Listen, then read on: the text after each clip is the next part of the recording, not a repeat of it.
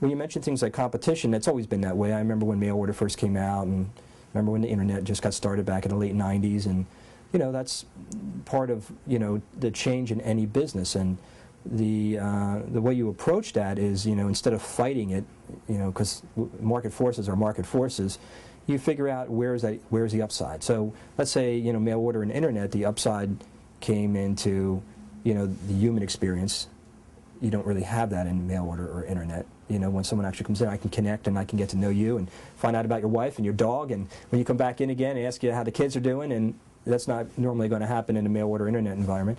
So there's three things in retail, and there's the product side, there's the price side, and there's the people side.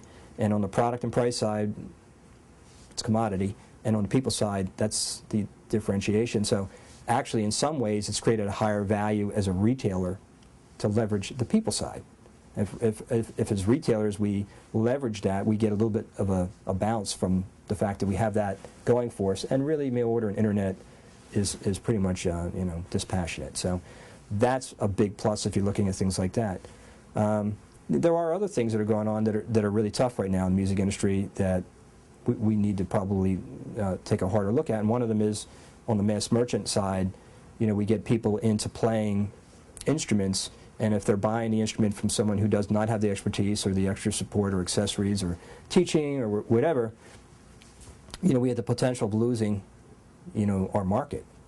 I believe, unfortunately, we're in that state, right now, and that really will take work from the retail and the vendor and the trade organizations to really come together and look at how we can leverage this particular market force. Unfortunately, the industry has, I don't think, done a good job there on any front, retail, vendor, or trade side, at figuring out how to adjust for that.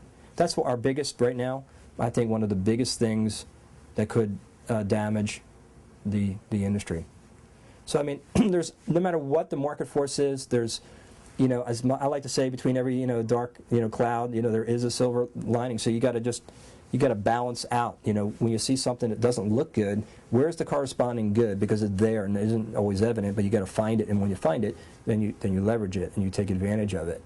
So these are very fast-moving times. So I think as independent retailers and even our vendor partners and trade organizations, this is the time where we got to speed up communications. We got to figure out how to collaborate, on a level that allows the consumer, who's we're working for, to want to buy from us. So, the collaboration should all be, what does the consumer want? What do they need? And it doesn't make a difference what part we're on in this. How do we help the consumer get what they need so that they don't buy a competing industry's product, they're buying it from our industry. And that's going to be an interesting challenge for us as we go forward.